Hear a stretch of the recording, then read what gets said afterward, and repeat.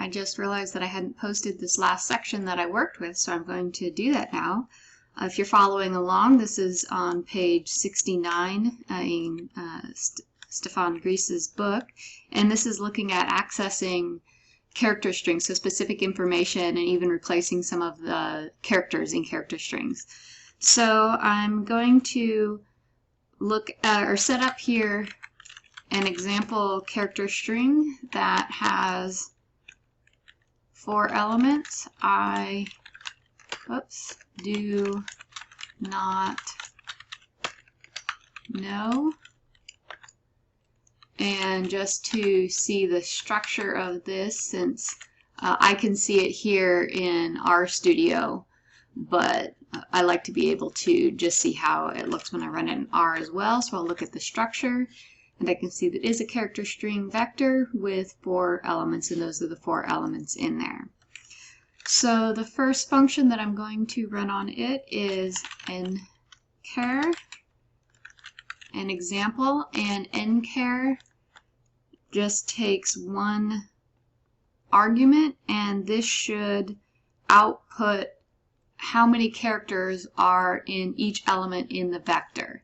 So what we would expect is that the first one has just 1 element, 2 elements, 3 elements, 4 elements. So in a sentence, we would essentially have a count of how long each word is. So we'll run that, and we see that 1, 2, 3, 4. So the next one is going to let us access just parts of words, and we'll look at a long word. Internationalization. Oops, I must have hit something. And then the 2 following arguments says the position in the character string that it will start and the position that will be the last one that it will pull. So if we count on here 6, 1, 2, 3, 4, 5, 6, the N should be the first one that it starts with. So let's count to 13, 6, 7, 8, 9, 10, 11, 12, 13. So this should pull out national. And it does. So that would be useful in very specific type cases where either we know what the word is or we're pulling out, we know very specifically what parts are available there to pull out.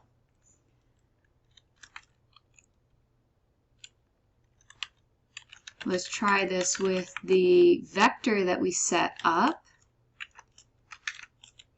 And so for each word in the vector, each character string in the vector, it should start on the second and end on the third. So it should give us 2 characters in it.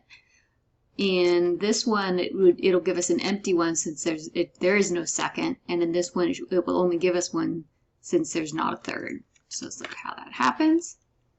And there we see it. Just to see right next to it what it's pulling from, there we can compare the O, the OT, the NO. So to see that how that works on a little bit more complex set of vectors,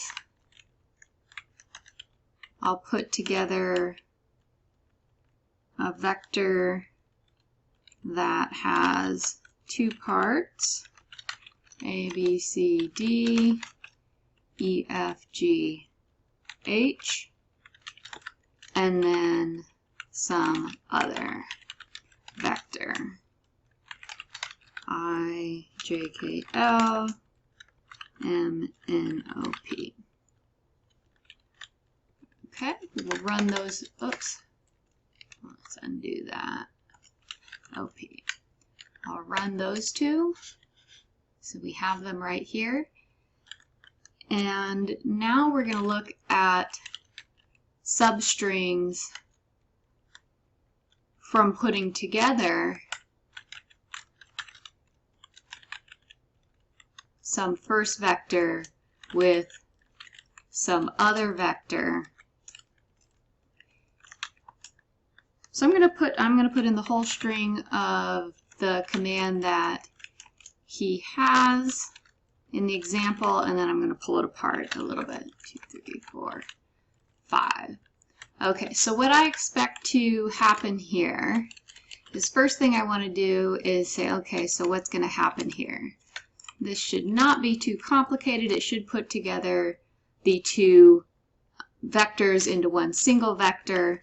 I'm going to call that y, and we can see y up here. We can also just run y. So we can see it's one single vector that has all those character strings. So the next thing we'd look at is, all right, so the first argument should be all the first positions. And since we have 4 elements in our vector, this would be the starting of the first one, the ending of the first one, starting of the second one, ending of the second one. So since we have it all right here, it should take first and end on the second. It should start on the second, end on the third, should start on the third, end on the fourth, should start on the fourth. What he did is actually had it end on the fourth also. Start on the fourth, end on the fourth. So it would give us just P.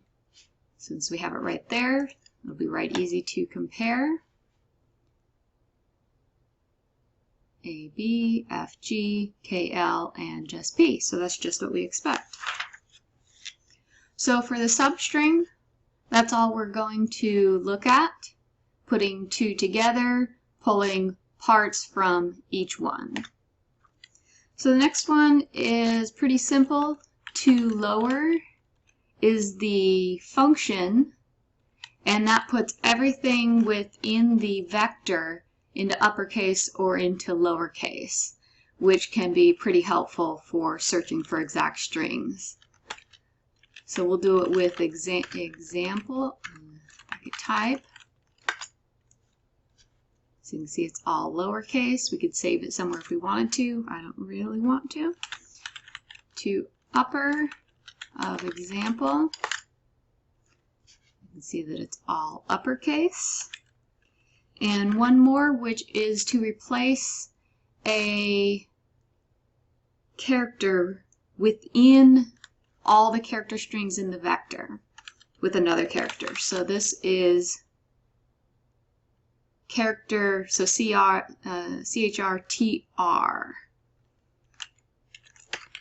I didn't try to decipher what that would stand for. So it's going to take all the O's, replace them with X's, and then the third argument is the vector that it is pulling from. So once again, I'm going to run example, so we're looking at it, so it should take all the O's and replace them with X's. And there we have. So that's where we're going to end today.